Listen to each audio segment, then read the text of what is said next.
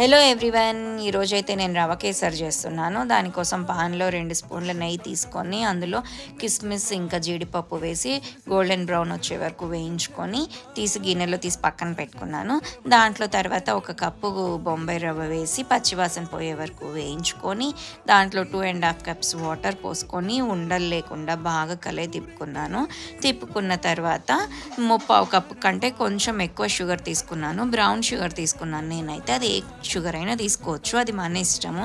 తీసుకున్నాక ఇంకా అది కూడా బాగా రవ్వ షుగర్ బాగా కలిసిపోవాలి. ఎక్కడ రవ్వ కానీ షుగర్ కానీ విడిగా కనిపించకుండా బాగా కలుపుకున్న తర్వాత సేమ్ 3/4 కప్ కంటే కొంచెం ఎక్కువ నెయ్యి తీసుకొని 2 బాగా తిప్పేయాలన్నమాట. తిప్పేసి ఇంకా మనం ఆల్రెడీ వేయించి పెట్టుకున్న పప్పులోను కిస్మిస్ వేసేసి గిన్నెలోకి పక్కన తీసుకోవాలి. సరిపోయింది, నాకైతే బాగా అనిపించింది. మీరు కూడా ట్రై చేయండి. ఓకేనా? Please do subscribe.